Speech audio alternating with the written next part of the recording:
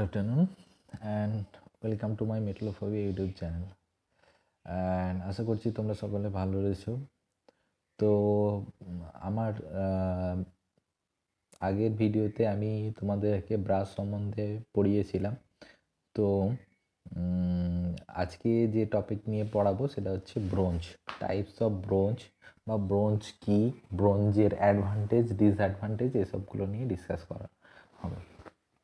তো bronze material মূলত হচ্ছে নন ফেরাস মেটেরিয়ালসের মধ্যে পড়ে। ব্রোঞ্জ একটা নন ফেরাস মেটেরিয়ালস বা নন ফেরাস অ্যালয়। অ্যালয়টা কিসের না, কপার অ্যান্ড টিনের মধ্যে আমরা যখন কপার অ্যান্ড টিনটাকে যখন আমরা মেশাই তখন সেটা ব্রোঞ্জ হিসেবে পরিচিত হয়।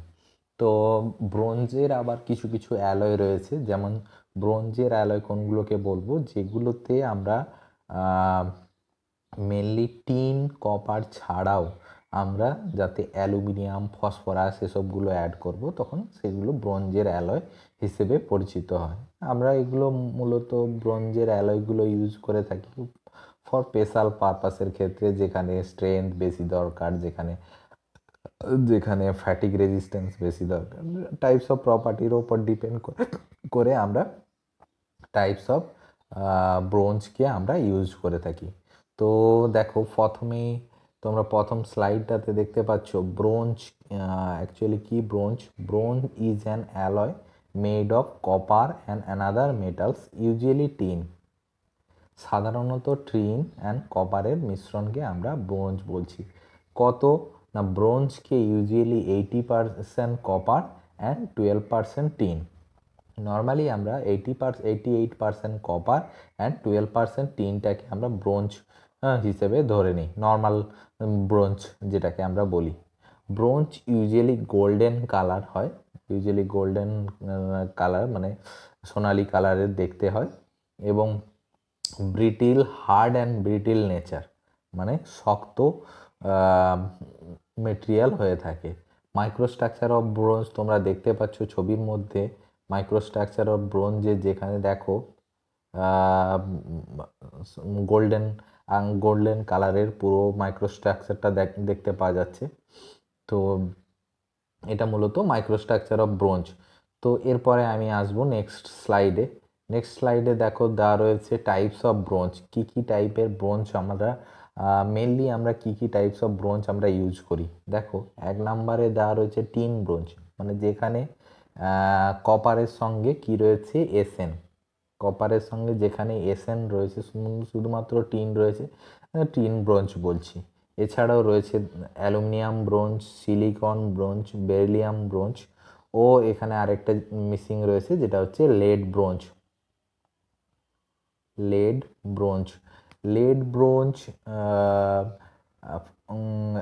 আরও মিসিং রয়েছে lead bronze and phosphorus bronze. এগুলো হচ্ছে টাইপস অফ ব্রোঞ্জ। তাহলে কী কী ব্রোঞ্জ আমরা দেখতে পাই? Tin bronze, aluminium bronze, silicon bronze, beryllium bronze, lead bronze and last one is the phosphorus bronze. তো এইসব ব্রোঞ্জ সম্বন্ধে আমরা আজকে ডিসকাস করব। তো ফার্স্টে দেখো রয়েছে টিন ব্রোঞ্জটাতে কি বলেছে, bronze is of alloy of copper and tin. শুধুমাত্র কপার অ্যান্ড টিন যদি থাকে তাহলে সেটাকে আমরা বলছি টিন ব্রোঞ্জ, যেখানে আমরা অন্যান্য আর কোনো মেটেরিয়াল যার মধ্যে অ্যাড নেই। বলেছে it is soluble in 1% in tin at room temperature, মানে হচ্ছে যদি রুম টেম্পারেচার হয় তাহলে হচ্ছে 100-র মধ্যে 1% টিন থাকে, এসএন থাকে, আর 99% আমার কপার থাকবে। আর যদি সেটা 79 ডিগ্রি সেলসিয়াস হয় তাহলে সেক্ষেত্রে ম্যাক্সিমাম সলিউবল হবে 13.5%। তোমাদেরকে আমি ডায়াগ্রামটা, কপার এসএন ডায়াগ্রামটা দেখলে তুমি বুঝতে পারবে। কপার এসএন ডায়াগ্রাম দেখো, এটা একটা কপার এসএন ডায়াগ্রাম। এই কপার এসএন ডায়াগ্রামে দেখতে পাচ্ছ, নেক্সটটা দেখলে তোমরা আরও ভালো করে বুঝতে পারবে। কপার এসএন ডায়াগ্রাম যেখানে আমরা কি বলছি যে রুম টেম্পারেচারে আমাদের কপারের এসএন কত থাকে, কপারে দেখো ওয়েট পার্সেন্ট এসএন, হরাইজন্টাল বরাবর রয়েছে ওয়েট পার্সেন্ট এসএন, আর ওয়াই অক্ষ বরাবর রয়েছে টেম্পারেচার। তাহলে 0%তে কি বলেছে, very lower amount of Sn হচ্ছে দেখো রয়েছে 100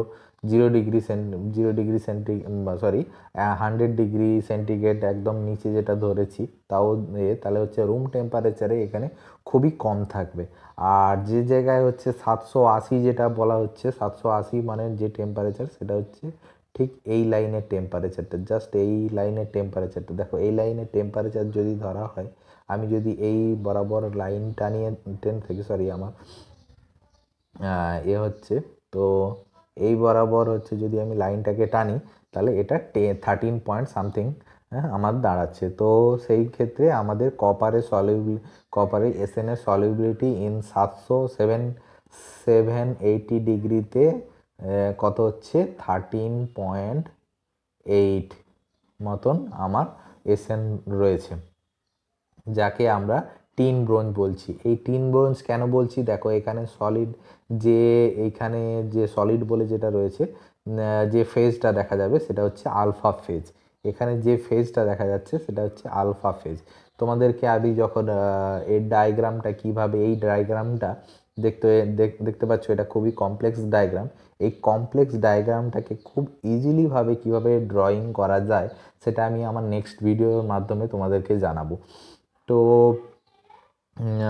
তাহলে কি হচ্ছে, টিন ব্রোঞ্জে আমরা সাধারণত আলফা ফেজ দেখতে পাই। আশা করি তোমরা বুঝতে পেরেছো। তো চলো আমরা আবার ফিরে যাই আমাদের স্লাইডে। তো প্লেন যে টিন ব্রোঞ্জ তাতে আমরা কি দেখছি, 13.5 বা 13.8 পর্যন্ত 780 সলিউবল দেখতে পাওয়া যায়। আচ্ছা, দেখো এখানে কি বলেছে, টিন ব্রোঞ্জে যে ওই পার্সেন্ট টিন ব্রোঞ্জে সেখানে আমরা সাধারণত দেখো রয়েছে অনলি আলফা ফেজ দেখতে পাই। They contain only alpha phase, they are absence in beta phase enable to the shape easily in cold working operation. These are mostly used for sheet and wires. মানে হচ্ছে দেখো এখানে শুধুমাত্র alpha phase রয়েছে বা beta phase থাকে না। আমরা তোমাদেরকে ব্রাশ যখন পড়িয়েছিলাম তখন তোমাদের বলেছিলাম বিটা ফেজ এগুলো হচ্ছে ইন্টারমিডিয়েট ফেজ বা ইন্টারমেটালিক কম্পাউন্ড। এই কম্পাউন্ডগুলো যখনই হচ্ছে মেটেরিয়ালের মধ্যে তৈরি হবে তখন সেটার হার্ডনেস, স্ট্রেংথ এসবগুলো বেড়ে যায়। তো তার ফলে কি হবে, আমরা কোল্ড ওয়ার্কিং করতে পারবো না, কিন্তু যদি আলফা ফেজ থাকার জন্য আমরা এটা কোল্ড ওয়ার্কিং করতে পারি। তো চলো এরপরে নেক্সট আমাদের যে রয়েছে, দেখো প্লেন টিন ব্রোঞ্জ আমরা কয়েকটা ভাগে ভাগ করেছি তার ইউজের ওপর ডিপেন্ড করে। দেখো cast alloy containing 8 to 12% tin, 8 to 12% tin মানে হচ্ছে যদি পার্সেন্টেজ 8 থেকে 12% টিন দেওয়া থাকে তাহলে হচ্ছে সেটা ইউজ হবে কোথায়, gear, machine parts and heavy load বিয়ারিংয়ের ক্ষেত্রে। এইসবের ক্ষেত্রে আমরা ইউজ করব। দেখো যতক্ষণ 12% টিন ততক্ষণ রয়েছে আমার আলফা ফেজ আছে। এরপরে দেখো তারপরের যেটা দেখতে পাচ্ছ, alloy containing between 12 to 20% tin. 12 to 20% টিনের ক্ষেত্রে কি হয়, সেক্ষেত্রে তুমি কি বিটা ফেজ দেখতে পাওয়া যাবে, তাহলে সেটা স্ট্রেংথ বেড়ে যাবে, যার ফলে দে আর ইউজড মেক বিয়ারিংয়ের ক্ষেত্রে আমরা সেটা ইউজ করতে পারি। আরও দেখো এর উপরে যদি টিনের পরিমাণ ধরো 20 থেকে 25% আমরা যদি টিন আমরা ইউজ করি তাহলে কী হবে, টিনের মাত্রা বাড়ছে, তাহলে জিনিসটা আরও হার্ড হবে, ব্রিটিল হবে। তাহলে কী হবে, যেটা ইউজ হবে কেবলমাত্র বেল অ্যান্ড বেল মেটালের ক্ষেত্রে ইউজ হবে, যে কোনো কলিং বেল থেকে শুরু করে যেগুলো হয় সেগুলো হার্ড অ্যান্ড ব্রিটিল হতে হয়। তো সেই সব মেটেরিয়ালের ক্ষেত্রে তাহলে যত লোয়ার মেটেরিয়াল মানে লোয়ার পার্সেন্টেজ অফ টিন যখনই থাকবে সেটা তার হার্ডনেস বা তার স্ট্রেংথ ক্ষমতা, যখন টিনের পরিমাণ বাড়তে থাকবে তার হার্ডনেস এর ক্ষমতা বাড়বে। আশা করছি তোমরা বুঝতে পেরেছো। তো এরপরে আমি হচ্ছে এর ভাগগুলোতে আসছি, টাইপস অফ মানে ব্রোঞ্জের টাইপস অফ ব্রোঞ্জে। তোমাদের হচ্ছে ডিপ্লোমা সিলেবাসে যে ম্যাক্সিমাম যে ব্রোঞ্জগুলো ম্যাক্সিমাম আলোচনা করা হয় সেগুলো হচ্ছে অ্যালুমিনিয়াম ব্রোঞ্জ। কী কী আমরা ব্রোঞ্জ বলেছি? Aluminium bronze, phosphorus bronze, lead bronze, silicon bronze, এসবগুলো আমরা ব্রোঞ্জের অ্যালয় হিসেবে জানি। দেখো অ্যালুমিনিয়াম ব্রোঞ্জ মানে তাহলে কি হচ্ছে, অ্যালুমিনিয়াম পার্সেন্টেজ থাকতে হবে। টিপিক্যাল কম্পোজিশন, সাধারণত কম্পোজিশন জিজ্ঞেস করে, তো আমরা জেনে নেব টিপিক্যাল কম্পোজিশন কী কী রয়েছে। কপার থাকে 80% কপার, অ্যালুমিনিয়াম থাকে 10%, এই দুটো থাকবেই, অ্যালুমিনিয়াম অ্যান্ড কপার 80 and 10, তাহলে আমার হয়ে গেল 90%। নিকেল থাকে 5% অ্যান্ড হচ্ছে আয়রন, এখানে যেটা 5% যেটা রয়েছে এটা হচ্ছে মিস্টেক, কি এটা হবে 4.5% তোমার আয়রন থাকবে, আর 0.5% থাকবে আমার টিন মানে এসএন থাকবে 0.5%। তাহলে সেটাকে আমরা বলছি অ্যালুমিনিয়াম ব্রোঞ্জ। তাহলে কি হলো, অ্যালুমিনিয়াম ব্রোঞ্জ হলো সেই ব্রোঞ্জ যে ব্রোঞ্জের মধ্যে অ্যালুমিনিয়াম থাকবে 10%, কপার থাকবে 80%, নিকেল থাকবে 5%, আয়রন থাকবে 4.5%, আর এসএন থাকবে 0.5%। এই ব্রোঞ্জের মধ্যে সব থেকে যে মেন জিনিসটা রয়েছে অ্যালুমিনিয়াম অ্যান্ড নিকেল। এই অ্যালুমিনিয়াম অ্যান্ড নিকেলটা দেখো স্মল কোয়ান্টিটি, নিকেল নিশ্চয়ই জানো, নিকেল সাধারণত আমরা ইউজ করে থাকি মেটেরিয়ালে তার করোশন রেজিস্ট্যান্সটাকে বাড়ানোর জন্য। তো দেখো এখানে কি বলেছে, a types of bronze is mixed with the aluminium added copper and small amount of other element, এফি, ম্যাঙ্গানিজ, সামটাইম ম্যাঙ্গানিজ আমরা ইউজ করে থাকি, নর্মালি আমরা এফি, নিকেল আর এসএন আমরা ইউজ করে থাকি। তো সিলিকন আর সিলিকনটাও আমরা কিছু কিছু ক্ষেত্রে ইউজ করে থাকি, যেমন আমরা সিলিকন ব্রোঞ্জের ক্ষেত্রে আমরা সিলিকনটাকে ম্যাক্সিমাম আমরা ইউজ করে থাকি। তো এখানে তোমরা তাহলে হচ্ছে আমাদের কম্পোজিশন যখন জিজ্ঞেস করবে তখন কী হবে, copper, aluminium, nickel, iron and tin. তাহলে এর যে প্রপার্টিসগুলো যদি আমি বলি, what are the properties of aluminium bronze, aluminium ব্রোঞ্জের যদি আমরা প্রপার্টিস আলোচনা করি, দেখো প্রপার্টিস কি হবে, 1 নাম্বার আমি প্রপার্টি বলতে পারি এর hardness, hardness and strength, hardness and strength, hardness and strength হচ্ছে প্রথম। সেকেন্ড হচ্ছে কি, এটার ফ্যাটিগ স্ট্রেংথ বেশি, high fatigue strength, high fatigue strength. Third নাম্বারে কি বলতে পারি, এটার উইয়ার রেজিস্ট্যান্স বেশি, its have higher wear resistance. তারপরে আমি কি বলতে পারি, it corrosion resistance is good. তো তাহলে হচ্ছে কি, করোশন রেজিস্ট্যান্স বেশি, হার্ডনেস স্ট্রেংথ বেশি, উইয়ার রেজিস্ট্যান্স বেশি, ফ্যাটিক রেজিস্ট্যান্স বেশি, এসবগুলো সব বেশি থাকার জন্য এগুলোকে আমরা ইউজ করে থাকি সাধারণত মেরিন এনভায়রনমেন্টে। মানে আমরা সি ওয়াটারের নিচে যে সমস্ত শিপ প্রোপেলার যেসব এগুলো ইউজ হয়, শিপের ক্ষেত্রে যেসব প্রোপেলার প্লাস হচ্ছে মেরিন প্রোডাক্ট যতগুলো ইউজ করা হয় তার সেগুলোর ক্ষেত্রে আমরা ইউজ করে থাকি অ্যালুমিনিয়াম ব্রোঞ্জটাকে। এছাড়াও আমরা ইউজ করে থাকি ফিটিং পারপাসে, যে কোনো পাইপ ফিটিংয়ের পারপাসে আমরা ব্রোঞ্জের মেটেরিয়ালটাকে আমরা ইউজ করে থাকি, মানে অ্যালুমিনিয়াম ব্রোঞ্জটাকে ইউজ করে থাকি। তারপর নেক্সট যে ব্রোঞ্জটা আসছে আমার সিলিকন ব্রোঞ্জ। সিলিকন ব্রোঞ্জে আমি তোমাদেরকে কি বললাম, যে সিলিকন যে ব্রোঞ্জটা বলবে সেই অ্যালয়ের পার্সেন্টেজটা বেশি হবে। কপার তো এখানে 96% থাকছে, ওখানে দেখো অ্যালুমিনিয়াম ব্রোঞ্জে কি ছিল, অ্যালুমিনিয়াম ব্রোঞ্জে 80% কপার ছিল, এখানে যে পার্সেন্টেজটা কপার আছে 96% কপার। সিলিকন কত আছে, সিলিকন আছে 3% সিলিকন আছে, অ্যান্ড ম্যাঙ্গানিজ কত 1% ম্যাঙ্গানিজ। তাহলে 1% ম্যাঙ্গানিজ, 3% সিলিকন অ্যান্ড 96%, তাহলে এই যে সিলিকন যে এত পার্সেন্টেজ রয়েছে, তাহলে এই সিলিকন অ্যামাউন্টটা থাকার জন্যে এখানে করোশন রেজিস্ট্যান্স প্রপার্টিটা বেড়ে গেছে, এবং সেটা কোল্ড ওয়ার্ক সবসময় সিলিকন যেসব মেটেরিয়ালে যখনই আমরা সিলিকন অ্যাড করব, সেই সিলিকন অ্যাড করার পরে কোল্ড ওয়ার্ক হওয়ার ক্ষমতা বেড়ে যাবে অ্যালয়। কোল্ড ওয়ার্ক করলে কী হবে, মেটেরিয়ালটার হার্ডনেস বাড়বে, মানে স্ট্রেংথটা বেড়ে যাবে। তাহলে হচ্ছে এটা যদি আমি প্রপার্টি বিচার করি, নর্মালি হচ্ছে ব্রোঞ্জের properties corrosion, fatigue, high temperature ধরে রাখার ক্ষমতা আছে। তারপর তোমার হচ্ছে এ তোমার wear resistance, fatigue resistance, strength, high, এগুলো হচ্ছে কমন প্রপার্টিস। এই কমন প্রপার্টিজের সঙ্গে সঙ্গে এটা কোরোশন রেজিস্ট্যান্স পাওয়ারও প্লাস হচ্ছে স্ট্রেংথটা বেশি হবে।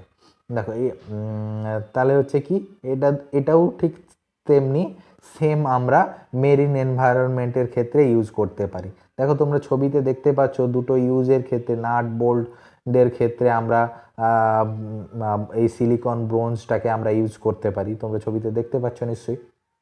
তো আশা করছি সিলিকন ব্রোঞ্জ সম্বন্ধে বুঝতে পারি। তাহলে সিলিকন পার্সেন্টেজ 3%, 96% হচ্ছে কপার, আর ম্যাঙ্গানিজ 1%। এরপরে আসছি আমরা ফসফরাস ব্রোঞ্জ।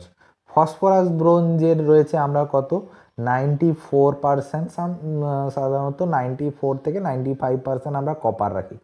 94% যদি আমরা কপার রাখলাম, টিন থাকে আমার হচ্ছে 5% মতন টিন, আর ফসফরাসের পরিমাণটা আমরা সাধারণত খুব কমই ইউজ করি। দেখো ফসফরাস আমাদের খুব লো অ্যামাউন্ট অফ ফসফরাস থাকলেই সেই মেটেরিয়ালটার হার্ডনেস আমরা করতে পারি। যখন আমরা আয়রন মেকিং বা স্টিল মেকিং পড়েছিলাম, তখন হচ্ছে আমরা নিশ্চয়ই জানতাম যে হচ্ছে ফসফরাস, সালফার, এই দুটো হচ্ছে, সালফারটা হট শর্টনেস আর ফসফরাসটা কোল্ড শর্টনেসের ক্ষেত্রে আমরা ইউজ করে থাকতাম। তো ফসফরাস যখনই আমরা ফসফরাসটাকে আমরা ইউজ করব, সেই মেটেরিয়াল কি হবে, সেই মেটেরিয়ালের স্ট্রেংথ পাওয়ার অ্যান্ড তার ফ্যাটিক রেজিস্ট্যান্স পাওয়ার, এসবগুলো আমরা বাড়াতে পারবো। তো এটার প্রপার্টিও same as like a aluminium bronze, silicon bronze. তো এটারও হাই কন্ডাক্টিভিটি মানে কন্ডাক্টিভিটি পাওয়ার বেশি। তারপর তোমার এটা হায়ার স্ট্রেংথ, হায়ার তোমার fatigue resistance, higher wear resistance, higher corrosion resistance. তো যে কোনো এই phosphorus bronze, silicon bronze, aluminium bronze, এগুলো সাধারণত মেরিন পারপাসে, মানে সি ওয়াটার পারপাসে, যেখানে হচ্ছে লবণাক্ত জলের, যেখানে হচ্ছে অন্যান্য মেটেরিয়াল, স্টিল মেটেরিয়াল বা মেটেরিয়াল যেখানে করোশন হয়ে যাওয়ার চান্স থাকে, সেই ক্ষেত্রে আমরা সাধারণত ব্রোঞ্জ এসবগুলোকে ইউজ করে থাকি। তো পরীক্ষাতে সাধারণত যেসব ভাবে পড়ে তোমাদেরকে, এইভাবে phosphorus write down the phosphorus bronze composition and their properties and use। তো তোমরা নিশ্চয়ই লিখতে পারবে টাইপস অফ কম্পোজিশন, যখন টিপিক্যাল কম্পোজিশন বলবে, কম্পোজিশন 94.8%, টিন 5%, ফসফরাস 0.2%।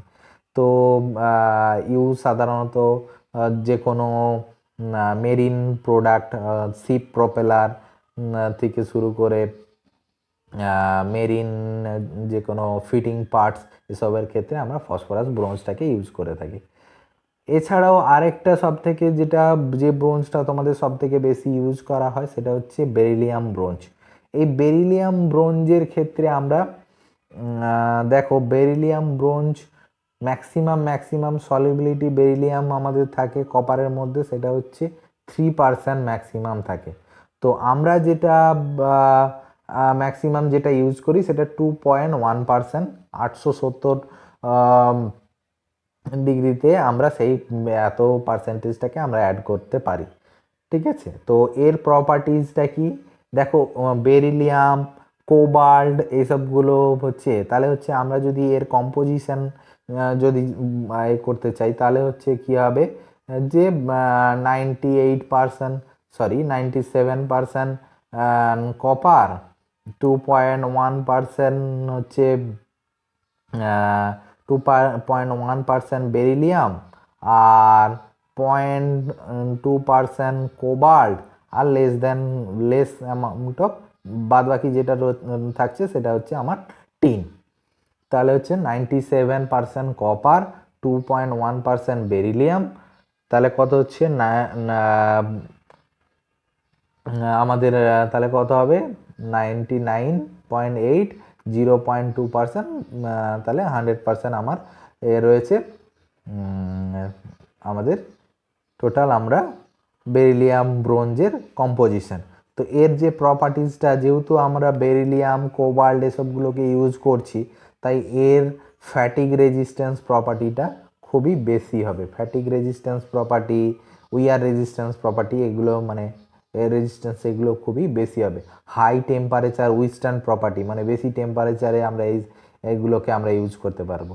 তাহলে এর যে ইউজগুলো আমরা কি করতে পারি, gear, bearing, electrical conduct, modular forming plastic, and it is high cost of B, it is not used in many purpose। তো দেখো বেরিলিয়াম আর কোবাল্ট এগুলো তো ইজিলি আমরা আমাদের অ্যাভেলেবেল না, তো সেই ক্ষেত্রে আমরা এটাকে আমরা খুব বেশি পারপাসে ইউজ করি না। সাধারণত খুব যেসবের ক্ষেত্রে আমাদের ম্যাক্সিমাম স্ট্রেংথ এবং হাই টেম্পারেচার উইথস্ট্যান্ড যেখানে, সেই ক্ষেত্রে আমরা বেরিলিয়াম বা কোবাল্টটাকে ইউজ করে থাকি। আশা করছি তোমরা বুঝতে পেরেছো, টাইপস অফ ব্রোঞ্জ সম্বন্ধে বুঝতে পেরেছো। লেড ব্রোঞ্জ সাধারণত তোমাদের লেড ব্রোঞ্জ যেটা রয়েছে, লেড ব্রোঞ্জ সাধারণত খুব কমই ইউজ করা হয়। কপার যেখানে 85% কপার থাকে, 5% লেড থাকে, টিন থাকে 5%, জিঙ্ক থাকে 5%। তাহলে হচ্ছে copper, zinc, tin plus lead, তাহলে এই একে বলা হয় লেড জিঙ্ক। এই লেড যখন লেডের পরিমাণ যখন 5% আমরা অ্যাড করে থাকি কোনো ব্রোঞ্জের মধ্যে, তখন সেই ব্রোঞ্জ সেটা গান মেটাল হিসেবে ইউজ করতে পারি। আর আমরা যে কোনো অস্ত্রশস্ত্র যেগুলো বানানো হয়, সেই ব্রোঞ্জের ক্ষেত্রে আমরা লেড টাইপের ব্রোঞ্জ আমরা ইউজ করে থাকি। গান মেটাল ম্যাক্সিমাম হচ্ছে আমরা লেড ব্রোঞ্জে আমরা ইউজ করে থাকি। তো এর ক্ষেত্রে কম্পোজিশন আমরা কি 85% copper, 5% lead, 5% tin and 5% zinc. তো this is are the typical composition of দেখো কপার জিঙ্কটা আমরা থাকছে, প্লাস হচ্ছে লেড জিঙ্ক, লেড আর টিনটা আমার আলাদা রয়েছে। তো যখন আমরা তোমাদেরকে ব্রাশ পড়িয়েছিলাম তখন এটা বলেছিলাম যে 5% জিঙ্ক, সেটাকে আমরা গান মেটাল বলেছিলাম, যেটা হচ্ছে আমরা এই ব্রোঞ্জের ক্ষেত্রে পড়লাম যে লেডেড ব্রোঞ্জ বা গান মেটাল হিসেবে আমরা ইউজ করছি যে কোনো অস্ত্রশস্ত্র বানানোর জন্য। আশা করছি তোমরা বুঝতে পেরেছো লেড ব্রোঞ্জ সম্বন্ধে। আর আমি তোমাদের ভিডিওটা বাড়াবো না। তো এগুলো হচ্ছে টাইপস অফ ব্রোঞ্জের পার্টস। অ্যান্ড তো এর পরের যে ভিডিওটাতে তোমাদেরকে হচ্ছে করব, সেটা আমরা কিভাবে হচ্ছে ব্রোঞ্জের ডায়াগ্রামটাকে ইজিলি হচ্ছে আমরা করতে পারি, তা সেই সব ডায়াগ্রামকে আমরা কিভাবে বানাতে পারি সেসবগুলো আমি পরের ভিডিওর মাধ্যমে জানাবো। ওকে, থ্যাংক ইউ ফর ওয়াচিং।